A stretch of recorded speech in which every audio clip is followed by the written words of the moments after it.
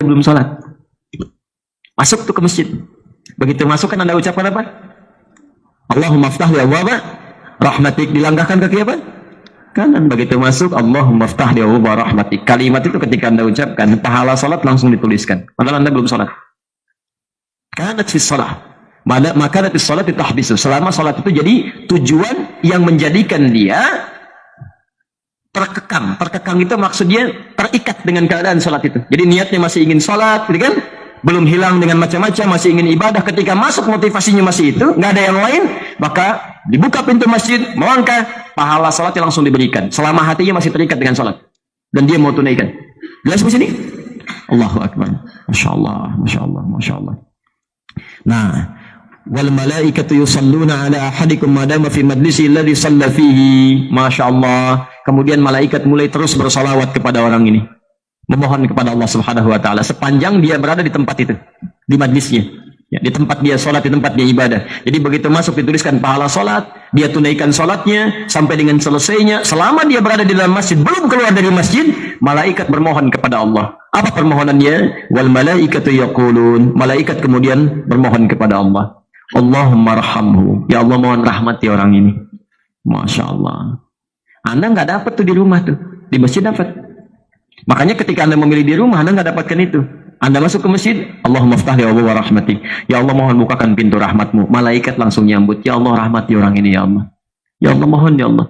Allahumma ghfir lahu. Ya Allah, ampuni dosanya ya Allah. Barangkali dia masuk ke sini membawa dosa, malaikat yang mohon kepada Allah. Jarang-jarang malaikat mau mohonkan kepada Anda. Ya, makanya kalau mau datang ke masjid. Datang ke masjid itu otomatis, nggak usah ditungguin. Allahumma ftah li abwaaba rahmatik. Malaikat jawab, nggak usah. Seketika itu udah merubah orientasi. Masuk, Allahumma ya Allah rahmati dia. Ya Allah, ampuni dosanya ya Allah. Allahumma tub alaihi. Ya Allah, terima taubatnya.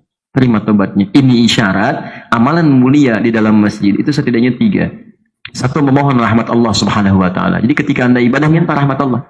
Dalam sholat, kan? Kemudian dalam doanya, dalam Qur'annya. Bukankah Qur'an sebagiannya menjadi rahmat? Ya, Quran itu sebagainya rahmat. Zikir, di antara contohnya Quran. Baca Quran bisa berpeluang mendapat rahmat. Quran surah ke-17 ayat 82. Tadi saya bacakan dalam salat Isya. Posisi paling kiri di pertengahan, agak sedikit ke bawah.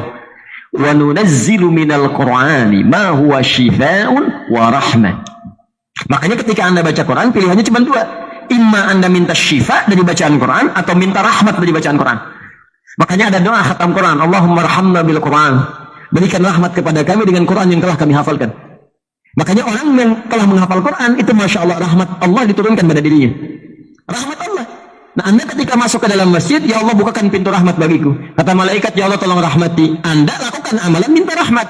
Kalau baca Quran, setelah selesai baca Anda minta, ya Allah mohon berikan rahmatmu kepada hamba ya Allah. Dengan bacaan Quran yang telah saya bacakan. Kalau baca ayat tentang rumah tangga, baca misalnya tentang rumah tangga, An-Nisa 34 misalnya, 35-nya, An-Nisa 19. Setelah itu Anda berdoa, ya Allah rahmati rumah tangga hamba ya Allah. Anugerahkan hamba kesolehan dalam rumah tangga. Bimbing istri hamba ya Allah. Bimbing anak-anak hamba ya Allah. Mohon ya Allah. Jadikan para penghafal Quran. Jangan pisahkan kami di akhirat ya Allah. Seperti Engkau satukan kami di dunia ya Allah.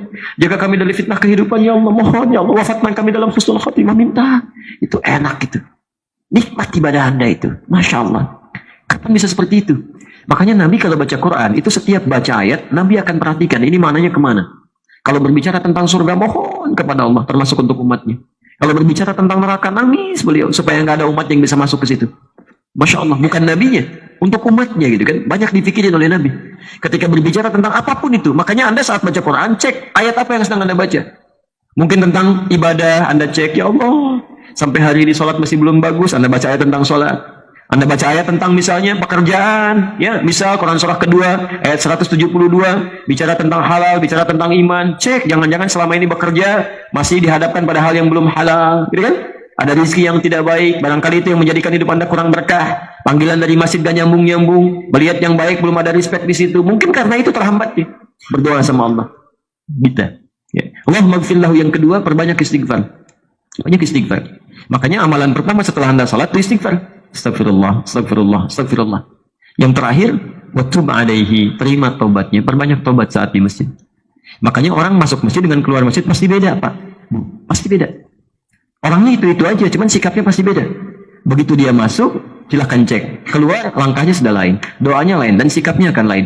Orang kalau benar masuk masjid, begitu keluar, karena dia telah bertobat kepada Allah, memohon ampunan Allah, maka semua ujung kepala sampai ujung kakinya akan ada perubahan. Begitu keluar, matanya sudah berubah. Tidak akan melihat yang tidak baik lagi.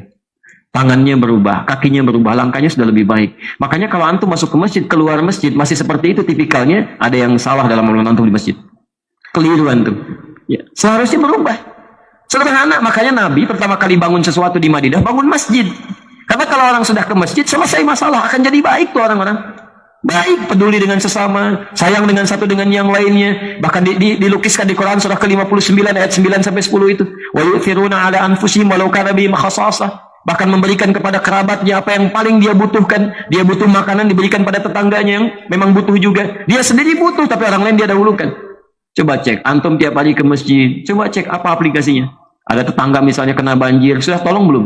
Tetangga sakit, tolong belum? Padahal tiap hari ke masjid. Jangan-jangan orang lain kena kebanjiran, antum yang rekam. Sedang terjadi banjir di sini. Masya Allah, ente di mana? Coba lihat gitu ya, ayo maksimalkan. Jadi kalau keadaan kita ke masjid belum merubah sifat dan sikap kita, ada yang salah dengan cara kita ibadah di masjid. Ya, begitu keluar, sudah selesai. Alhamdulillah. Ambil sandalnya, pulang. Gak ada sandal, gak akan protes. Cari, gak ketemu, sudah selesai. Gak akan berkeluh kesah. Beda. Aduh, bismillah. Tadi di mana naruh sandal saya? Di sini kayaknya. Bukan di sini. Oh, ini dia sandal saya. Alhamdulillah, pakai pulang. Padahal ke masjid gak pakai sandal dia. Enak aja pakai sandal orang tuh. Jalan tuh. Ada lagi yang protes. Ini gimana sih DKM masjid? Saya nyimpan sandal saya di sini hilang. Di mana Pak? Coba cari dulu. Wah, cari dia. Ini nggak benar nih ngurus masjid. Masya Allah. Padahal cuma sandal jepit aja. Bilang sedikit juga diganti gitu kan. Masya Allah. Kadang-kadang begitu. Nuntutnya banyak, tapi kontribusi nggak ada. DKM gimana sih? Ini karpet kotor ya. Bapak sudah bantu apa? Udah bisa bersihkan? Udah sanggup sama-sama membangun masjid ini? Udah sanggup sama-sama membersihkannya? Kadang-kadang banyak nuntut solusi, tapi nggak pernah berkontribusi. Itu masalah di situ tuh. Ini toilet nggak benar nih Pak. Wah jorok begini nih. Mau nggak sama-sama bersihkan Pak? Ya Bapak aja dulu lah. Masya Allah. Kadang begitu tuh. Nuntutnya banyak gitu kan. Tapi diajak ibadah nggak mau. Ya. Halo. Ya, Alhamdulillah ya. Sehat ya. Baik. Terakhir saya tutup. Semua ini akan diberikan malam yu'dhi fihi malam yuhdith fihi. Sepanjang orang ini tidak merusak amalnya di masjid. Yu'dhi itu berasal dari kata adza. Ya, bisa berarti perbuatan yang merusak amal untuk pribadi atau mengganggu orang lain. Ya, misal riya.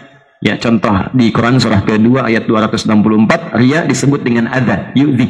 Ya, ya ayyuhalladzina amanu la tubtilu shadaqatikum bil manni wal adza. Adza kalladzi yunfiqu malahu ria'an nas.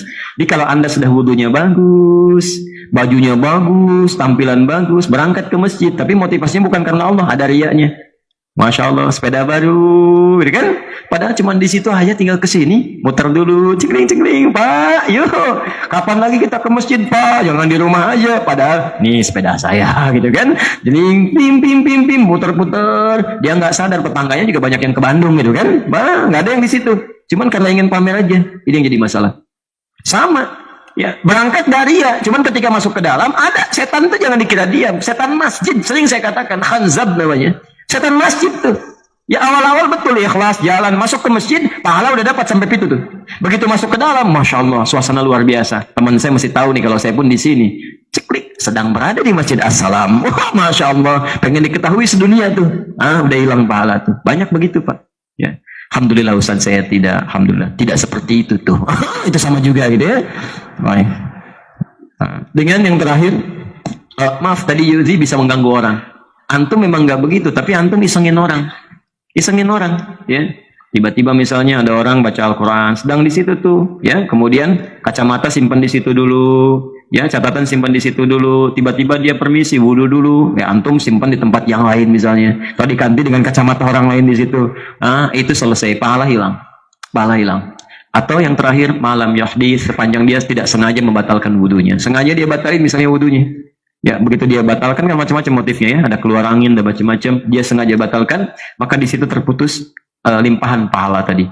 Ya, sebelum dia perbaiki wudunya, dia perbaiki wudu, masuk kemudian menunaikan sholat, dia hanya mendapatkan pahala standar saja. Jadi ini pun tidak mudah mendapatkannya kecuali kita bisa menjaga dalam kebaikan tadi. Nah, teman-teman sekalian, saya mau tanya sebentar. Jelas uraiannya? Paham insyaallah? Alhamdulillah. Jadi saya simpulkan, hadis ini menuntun kita untuk selalu ikhlas dalam menunaikan amalan. Sedangkan ikhlas itu berpeluang menghadirkan pahala yang melimpah tanpa ukuran. Maka banyak sekali kegiatan di sekitaran kita, bisa di rumah, yang juga menghasilkan banyak pahala yang melimpah tanpa kita sadari. Ya, khususnya ibadah yang ditunaikan di masjid.